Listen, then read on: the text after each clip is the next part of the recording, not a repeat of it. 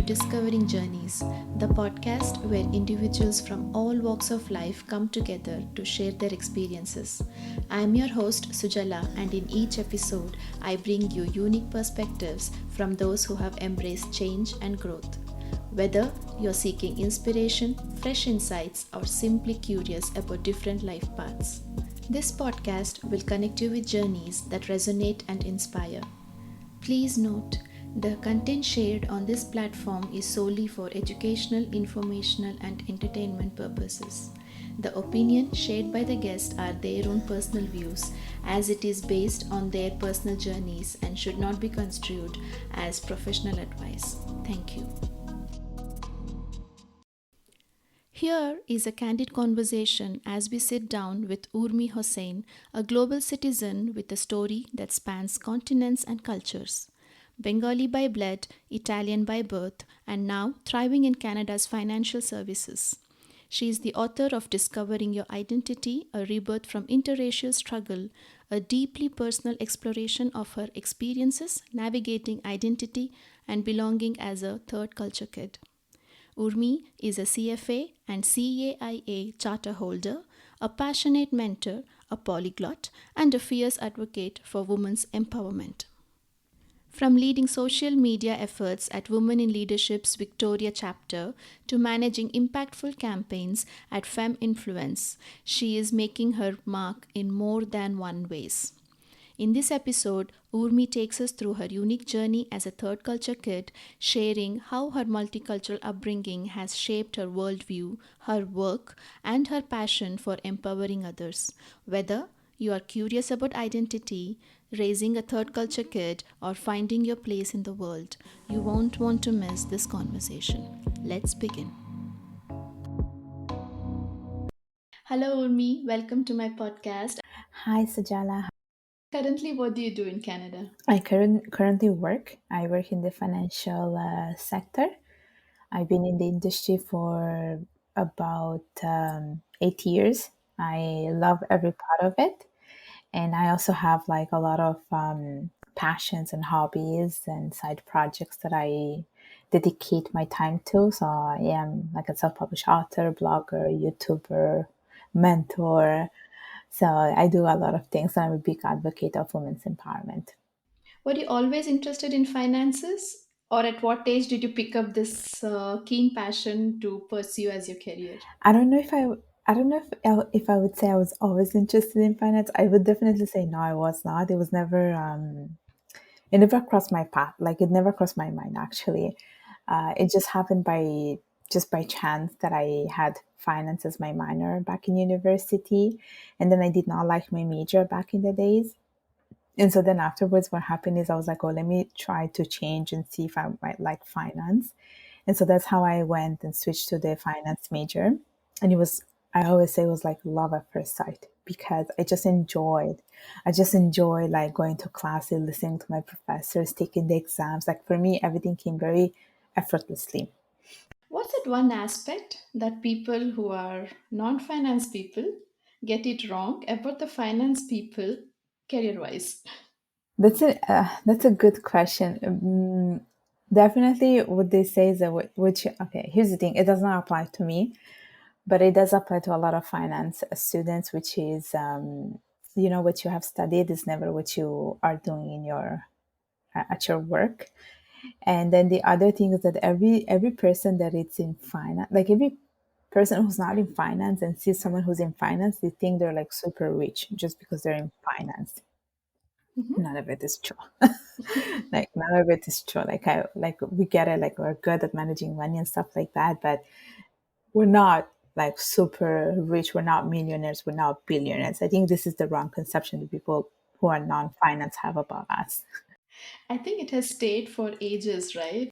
Yeah, I don't think it's changing anytime soon either. What about volunteering that you find it very interesting? So for volunteering, I do love giving back to the community. I think there is a sense of fulfillment and satisfaction that you don't get in other ways. Let's take an example, your day-to-day job, right? You do it because it's an obligation. You need it because yes, maybe you like it and stuff like that, but then at the end of the day, you need a paycheck to pay your bills and to survive, to make a living and stuff like that. You choose to do it. It's a choice that you make voluntarily to work towards causes that are close to your heart.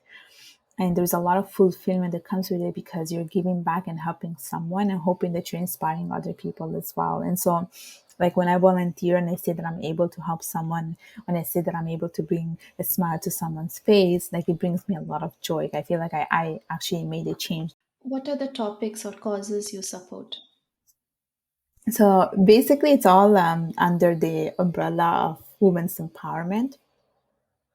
I did many years ago, actually a couple of years ago, I volunteered for an organization that is fighting against child marriages.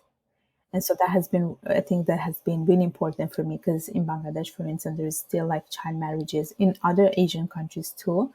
And so basically, like I volunteer for the organization. I gave my time. I try to educate some of the people. That's one. The other one, it's related again to women's empowerment. And one thing that I do very much is mentoring. And I mentor a lot of girls who want to study finance, want to work in finance. I also mentor people that they just need a general advice when it comes to career, which is not necessarily related to finance. And then I also do a lot of things related to women in leadership. I am part of an organization called Women in Leadership, and it's based in Canada. And basically, I'm the social media lead for this organization, and I basically like try to promote the work that we do. We have like leadership development program. We basically provide the tools to these women who are part of the community to basically advance in their career, to see that to fight like imposter syndrome. We tell them how to create a good LinkedIn profile. We tell them how to, let's say, use the public speaking to best leverage themselves. So basically, like everything that we do is always to educate these people. So I do that with women in leadership. And then the second organization that I am part of, it's called Farm Influence, and it's based in South Africa. And basically even that one, it's also like educating like less privileged communities, where we basically educate them about mental health, clean hygiene, things like that. What makes you be part of so many campaigns and so many things close to your heart? It's just I don't know, it's just a drive I have within me to just give back. I think the fact that I have so many connections to so many women, I think it just fuels me indirectly to do even more. And so that's why I feel like, I'm like, I always feel very motivated, very encouraged to keep going and keep moving forward because I feel like I see the results of my work. So, your parents moved from Bangladesh to Italy. And you were born in which part of Italy? And Sicily. In Sicily. Okay, Siciliana. Yes, exactly. How often did you go back to Bangladesh for a visit during your childhood? So here's the thing. I think I went in total like 4 times. But when I was a kid, like I think I went 2 times and I don't have too much of a memory because I was like way too young. Then I went back when I was, I think, 15 and I have like very good memories. And then the last time I went, I think was when I was 19. So it's been a while now. Like it's been probably 15 years that I have not gone back. Yeah. How would you describe your childhood in terms of cultural influences you have had? It was challenging in a sense because I always felt like I was not belonging to any type of, like, I did not belong to the Bengali culture. I did not feel like I belonged to the Italian culture. And there was a little bit of a clash, because my parents, they wanted me to be raised like the typical Bengali girl. But then here I am in Italy, which is very like open-minded, it's very Western. And so like let's say when I was with my Italian friends, I was always very self-conscious that, look, I don't look Italian, like by blood, I'm not Italian. But then all of my friends and people I hang out with they were all Italian. But then when I would go back home, even though I knew that I am like Bengali by blood, deep inside I did not even feel like I belonged to that because my mentality was very Western. And so there was like always a clash. There was always a clash. And I was never sure like where do I belong? Where should I belong? That was always a question in my mind. And even now, like now that I've been, much older, like I am in my 30s, like I still don't have a lot of Bengali friends. Like I am part of the community, but it's been like it took a while for me to understand who do I want to represent, what do I want to be. And this is why now, like I feel like a lot after a lot of work, a lot of like, open dialogues, I finally came to accept myself and accept the diversity, which is the Bengali side and the Italian side. And it was a lot of like inner reflections, conversation with other people that made me reflect that I don't have to choose. I just have to, create my own box, which is the fusion of the two cultures. Because I equally feel I am both. That's how I feel. How was it in your teenage years and above? Because it is just a start. Yeah, so the struggle was basically around those years when I was like 13, 14, 15, especially when you get the peer pressure, when you're like part of your social group, you want to just belong, right? That's when I felt it was the biggest issue the most because like let's say simple things like my friends hanging out with their boyfriends, like I would see them, bringing their boyfriends at home, they would introduce them to their parents and things like that, like for them it was normal to have this kind of conversation, whereas for the South Asian community this is not normal. Like you don't bring a guy at home. First of all, you don't talk about, your first kiss, your first love. Like you never speak about these things. So that was also like it's a cultural thing. Like there's certain things that are taboo for like the Bengali cultures,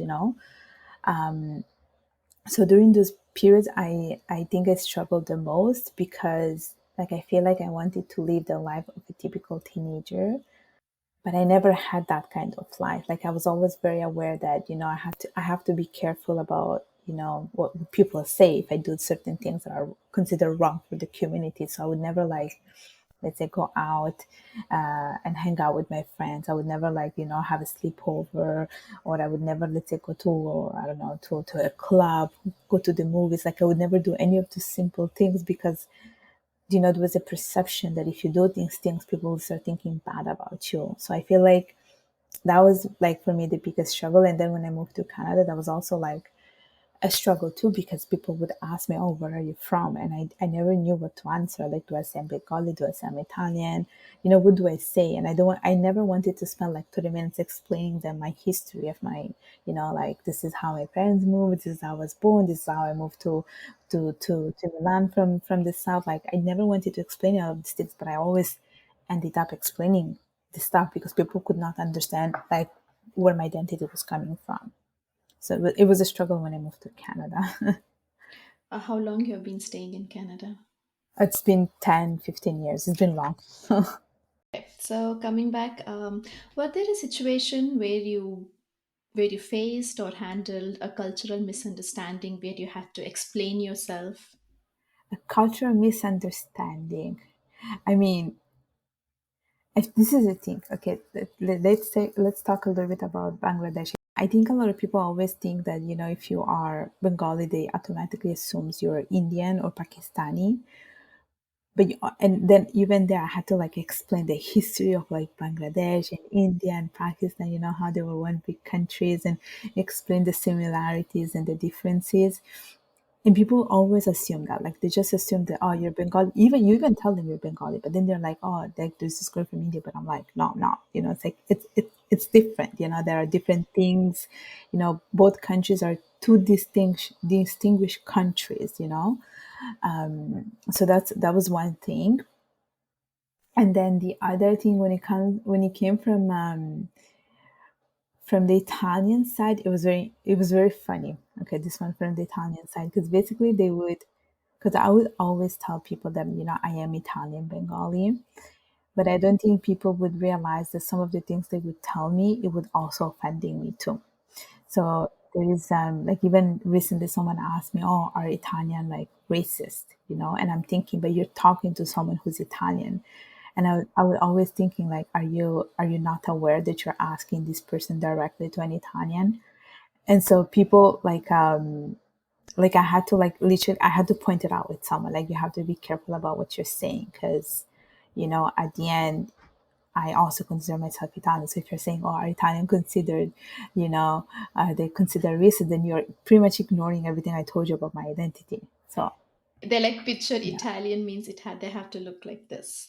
Indian, they have to Yes. look like this. There is a certain kind of stereotype, I think, but Yeah. now it's getting mixed more and more. So Yeah, and you know what? Things have changed. Like even in Italy, things have changed. Like, you don't have like a lot of Italians.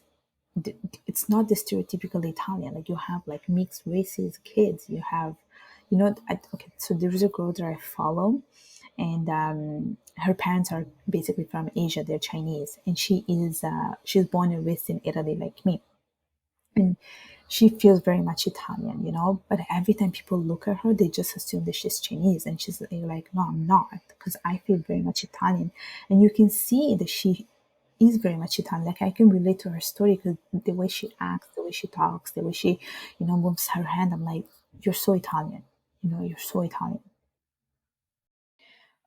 how is it with respect to the languages? So, I when I was at home, like when I was living with my parents, I basically learned how to speak Bengali at home.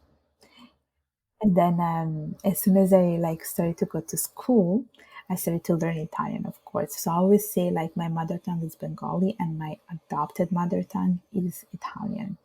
Because then I brought Italian at home and then I would speak, let's say with my sister, I would just speak Italian with her because it was just natural for us, like it just came very spontaneously to speak to each other in Italian.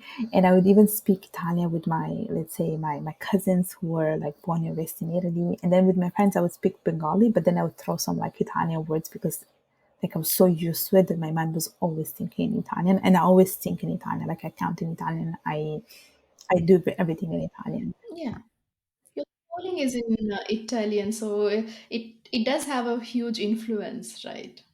Yeah, yeah, and even like like I watch a lot of Italian shows. Like my mom would watch those, or she would watch Bengali dramas, but I had really hard time understanding because they would use a very sophisticated language when it came to Bengali. It's like it's the one that you hear on TV.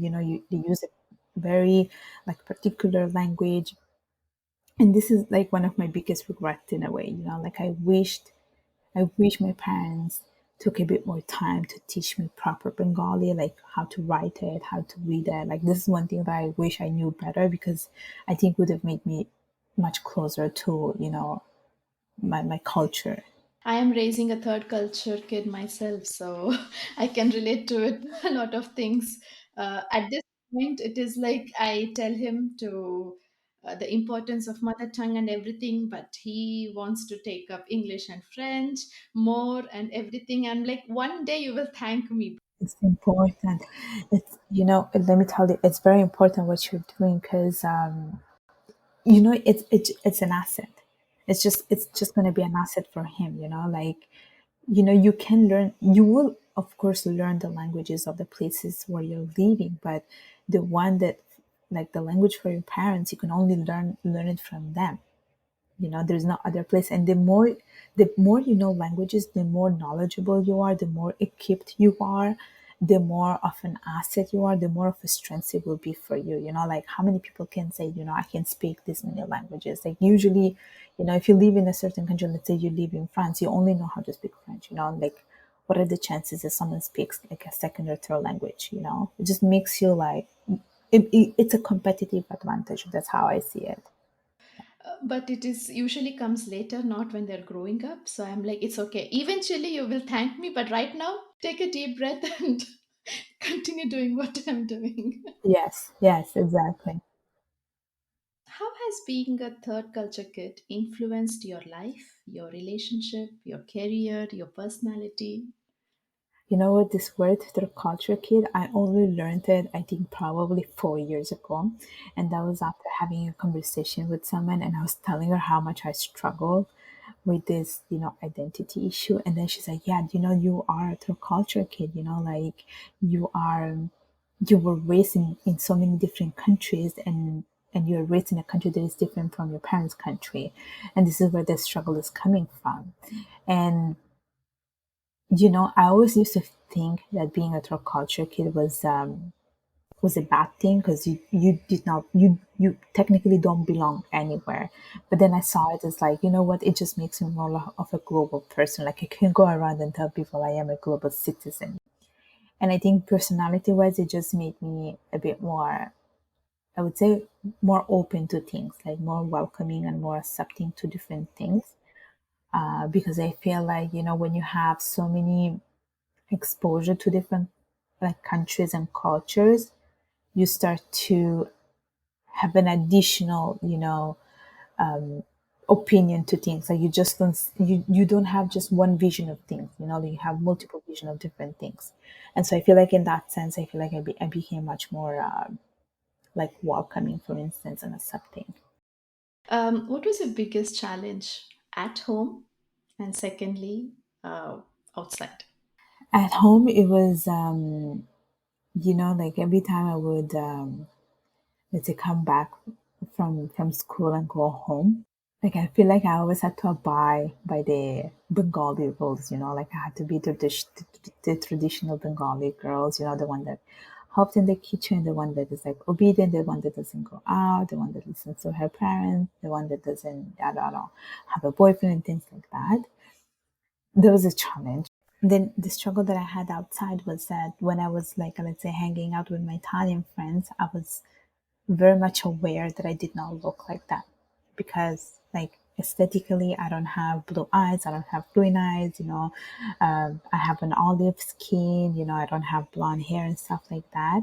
And no matter this difference, they always made me feel very welcoming and very accepting. Indeed, they will always tell me you're Italian at the end of the day, you know. And every time they would tell me this, I was like, no, it's not true. Like, I am not. Let's just be honest, I am not. And, uh, and when I was with them, there were things that also made me realize about the Bengali culture, you know, like, you know, how in the Bengali or even like in the South Asian culture, there's this concept that like if you're too dark, it's not seen as a good thing, you know, like they just want you to be like fair skin possible. Like they want you to be white. If it's white, it's a good color, you know, all these things. And when I was with my Italian friends, it was the opposite. You know, they always envied my skin color. They were like, no, you know, you have like a little bit of tan, you know, like this is how we want to look. Us, we're like white pale, it's not seen as a good thing. And so there were like these little things that made me like realize a little bit about, you know, like what's accepted and what's not. Even like having long hair, you know, like in the Bengali culture, like it's also for the South Asian culture, like having long hair is seen as like the women's, you know, beauty, sensuality. Whereas in the Italian culture, Western culture, you know, when you have short hair, it looks really nice. Like no matter what kind of hair you have, they accept you for these things. Whereas I feel like for the Bengali culture, you always had to like abide by some rules, you know, obey by some rules. Yeah. How did the conversations with your parents go when you had to kind of stand up for yourself or fight for your freedom? Yeah. So I would say the conversation never really started with anyone. I never spoke about this with my parents. I never really fought for any freedom.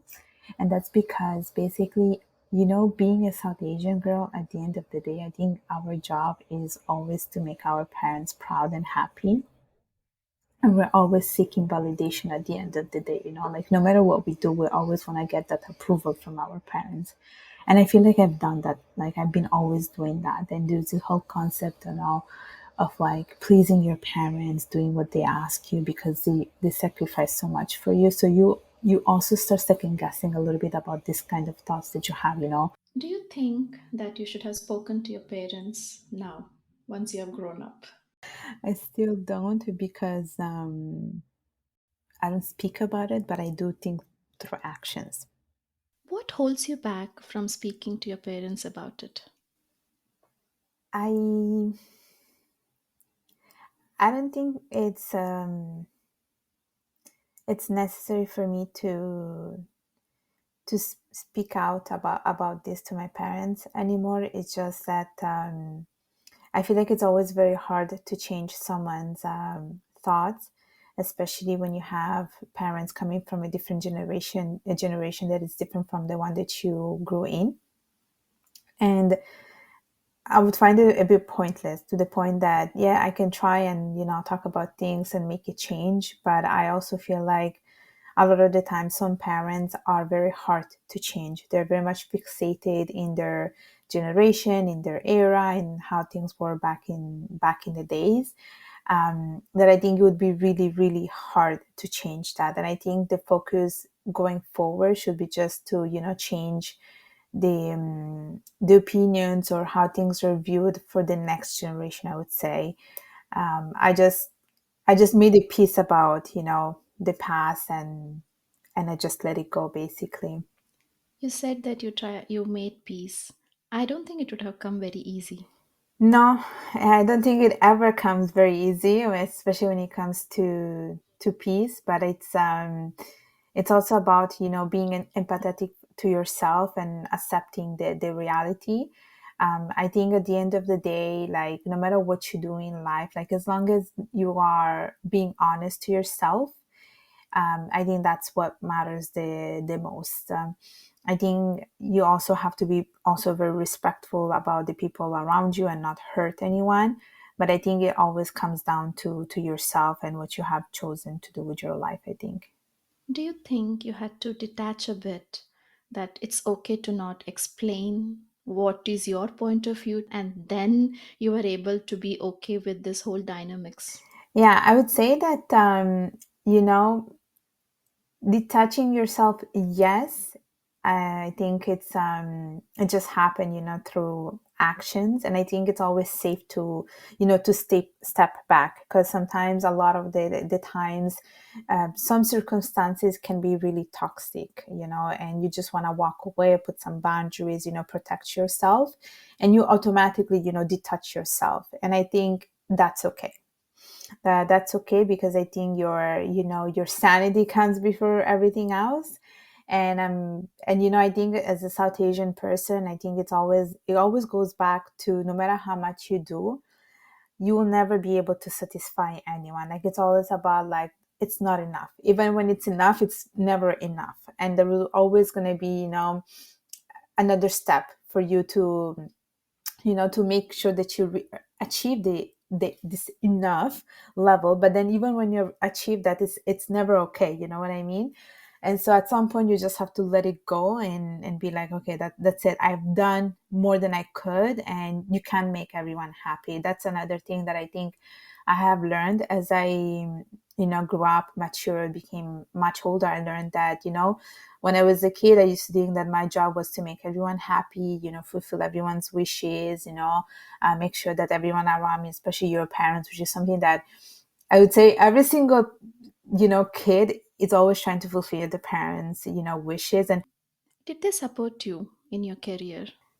Uh, yes. I mean, I was never told, like, what to do in terms of, like, jobs. Of course, as a South Asian person, there typically you're told to be either a doctor, engineer, or a lawyer. And I remember that, once there was an uncle who said, "Oh, why don't you become a lawyer?" But I was not okay with the idea that he shared, because I think we have to challenge the status quo. There are a lot more opportunities out there, especially when it comes to, art, and things like that unfortunately are not supported. Luckily, I was very lucky, to the point that, whatever I chose was still, like, a good job. Like, I work in finance, and I very much enjoy it.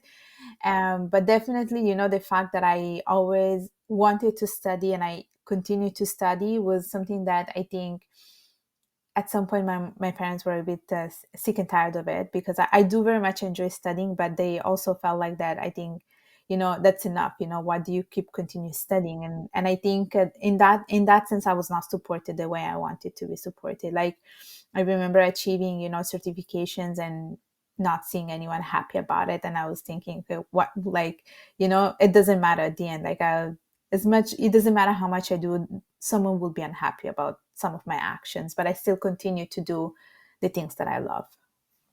Is this what inspired you to write a book, Your Discovering Identity?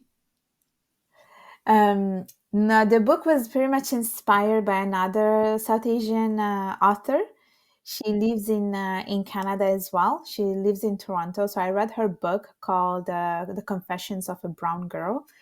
And I fell in love with this book because it was, as I was reading it, I was thinking, oh my gosh, she's just telling my story. And so I reached out to her and then I said, oh, how did you write your book? And she told me that basically when it came to writing her book, she was just trying a way to basically get out all her thoughts because she was living in a very um, it was a very tough moment for her. Like when you read the book, you will see what she's talking about. And then she said that basically she didn't need to go to a publisher. She just self-published it herself on Amazon. And after I asked her like how you have done all of these things, basically she explained me how she self-published it. I was like, okay, maybe I can also do the same thing.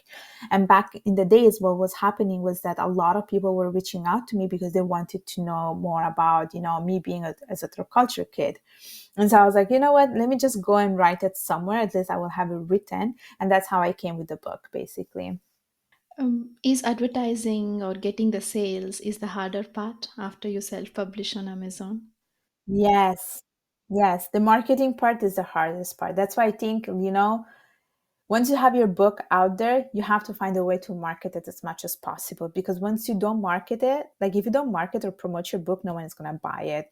That's why I'm pretty sure you have probably seen that a lot of the times when people publishes people publish books, you will see that they're always promoting it, and that's part of the marketing. They're just giving it out for free, or they're giving it to influencer, telling them to talk about it, and that's how you get people to buy it. Because as soon as you stop doing the promotion, no one is buying your book. So usually, like the sales are coinciding with how much promotion you have done. Like the more promotion you do, the more sales you'll be able to make.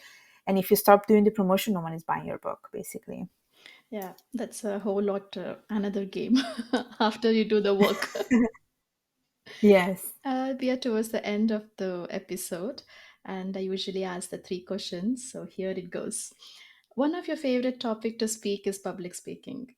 So, what what one person can do if they are scared to speak in front of a huge crowd, but they are completely okay to speak in front of a known crowd or a small crowd? And there are some techniques that you can do to ease down a little bit on your nerves, and I like to call them power poses. So power poses are actual techniques that you can do before, let's say, a speech or an interview, and you basically have to do like an actual power pose, which is the same pose that Wonder Woman does. I don't know if you can think of Wonder Woman right now, but yeah, she's always in her power pose. So when you do that for 2 minutes, it's supposed to help you to calm down your nerves, and it helps you to be much more relaxed, much more comfortable. And you will see, like I've seen results actually, because I usually do power poses, and I usually feel less stress when I have to give a speech. So those are some of the ways that someone can tackle, fears of speaking in front of a big crowd. What advice would you give somebody who is struggling with identity crisis or this belongingness, especially, I mean, you grew up as a third culture kid, and so what what they can do? So first of all, know that this journey is not alone. Like you're not alone in this journey. But then when I joined, let's say, communities, or let's say I created an Instagram account and I started to follow the right pages, I saw that everyone shares the same struggle. And being part of community, I think it's very helpful because you'll be part of a group of people who's similar to you. And so you will feel like you belong to something, you'll feel like you are less lonely, and you will be more willing to open up yourself to these people because you can trust them and you know that they share your same feelings. So I would say that when it comes to, being like finding out your cultural identity, or, trying to understand who you are as a person, it's essential that you find the right communities of people that are similar to you, and people who are willing to support you and encouraging you and also celebrate you. And I think that's very important, especially when you try to understand your identity, because I think we don't do enough to celebrate diversity, and it's important that you to celebrate that. I read that you love pasta, so share your favorite pasta memory. I have so many pasta memories. It's so hard to choose. And so when I would come back home, and every time I would see that pasta was not made, I would always yell at my mom. And so then what happened is afterwards she would like start making me pasta like every time I was coming back from school. So I had like something to look forward to. Like I would come back from school and I would see like a plate of pasta and I was like, that's it. My day is like that's the highlight of my day, you know? Yeah, it's my comfort food. I love pasta. I love, love, love pasta. Like it's so good. Thank you so much, Urmi, and thank you for sharing your journey on this episode of Discovering Journeys. Thank you. Thank you for listening to this episode of Discovering Journeys. I would love for this podcast to reach as many people as possible. So please remember to subscribe, rate, and leave a positive review. Share this podcast with someone you think who would appreciate this conversation. Check out the show notes for all the links and details. Until next time, keep embracing your journey and discovering new paths.